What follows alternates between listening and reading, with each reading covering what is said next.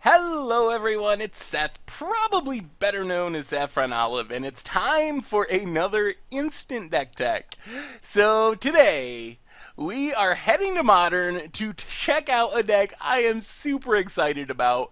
This one recently took Dan Ward to a 10th place finish at the SCG Classic this past weekend, so congrats to Dan on his finish with the deck. Quick reminder before we break it down, if you enjoy this deck, take a minute, click the like button, the subscribe button, leave a comment, anything you can do to support your deck, because whichever is most popular gets a shot at being made into videos next week. So today we're breaking down Blue-Red Thopter Prison. It's got a lot of artifacts in it. It's kind of this artifact lock type deck. So we got Chalice of the Void, really great against Delver decks. Anything that's playing a lot of cheap things, you can play this as early as turn 1 and just lock one converted mana cost cards out of the game. Ensnaring Bridge, it's a way to keep creatures from attacking us. You can also sack either of these cards thanks to our trading post. So if we decide we no longer want our Chalice of the Void countering things, or we need to attack through our Ensnaring Bridge, we can sack it to the trading post, draw a card.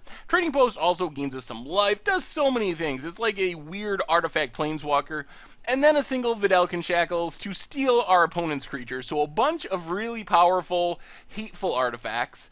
And then the list continues. Even more artifacts. Hangarback Walkers, a solid 2-drop. One of the neat tricks of this deck is we build up our Hangarback Walker with a bunch of counters. We hopefully have an Ensnaring Bridge on the battlefield so we can't attack. But then we can sack the Hangarback Walker to our trading post and turn it into a whole bunch of 1/1 Thopters, and then we draw a card for the turn. So we have one card in hand, so we can attack with everything with 1 or less power, which means we attack with all our Thopters. Then we play that card, go back down to 0 card, so our opponent can't attack with anything through our Ensnaring Bridge. Do that every turn until we kill our opponent. Spellskite protects everything, also an artifact, which does kind of matter for the deck. We do want artifacts. A Welding Jar also protects our artifacts. If our opponent goes to Abrupt Decay our Ensnaring Bridge, we sack the Welding Jar, regenerate our Ensnaring Bridge, keep it around. And even a couple of Darksteel Citadels, so we have an artifact land that we can play. So why do we want all these artifacts? Well, because of our finishers. So the way we close out the games with this deck, we have 3 different ways. First up, Thopter Spy Network. Oh, I love this card. Kind of an artifact Bitter Blossom. 4 mana, at the beginning of your upkeep, you get a 1/1 flying colorless Thopter artifact creature as long as you control an artifact.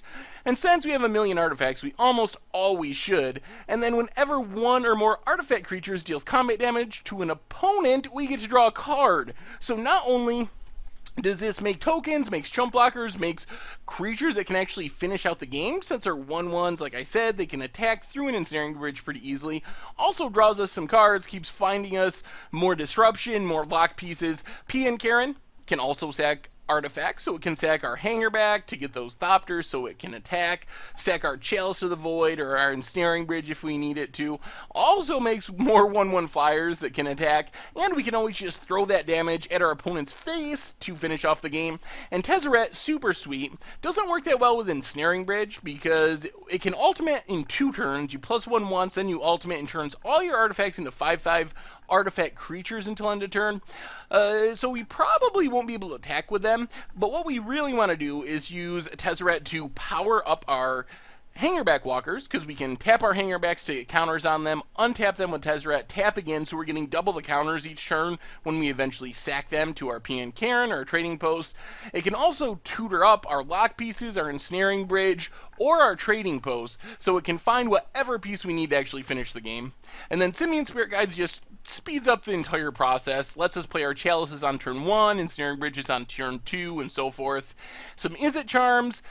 And then the real lock pieces, Blood Moon and Spreading Seas. This package is so sweet. So Blood Moon turns all non-basics into mountains, which is really powerful. Most decks, though, what they want to do is, if you're playing Jund, they're going to try to fetch out a swamp and a forest so they can actually play at least some things through the Blood Moon once they know you're playing Blood Moon. Well, Spreading Seas locks that plan down because you can turn whatever lands that they have left over that actually produce colors of mana they want, their basic lands, into islands, so you just give them unusable mana. You can also use Spreading Seas on your own lands if you need an extra blue source.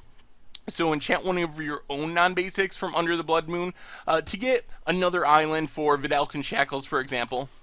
In the mana base, Academy Ruins to get back some artifacts from the graveyard, a bunch of fetch lands, some basic lands, a few shock lands. In the sideboard, we have Anger of the Gods, Sudden Shock as removal. Anger's for kind of go wide little creature decks like Elves. Sudden Shock against Infect. Wipe Away, also pretty good against Infect. Pyrite Spellbomb is another way to win the game really slowly. We can recycle it with our trading post and eventually burn our opponent out. Some counter magic and negates and swan songs. Pithy Needle for Nahiri. Another Welding Jar, another PN Karen, and another trading post. So more copies of things in the main deck. And that is Blue-Red Thopter Prison. That's been our instant deck tech for today. I hope you enjoyed Blue-Red Thopter Prison. Thank you very much for watching, and I will talk to you soon.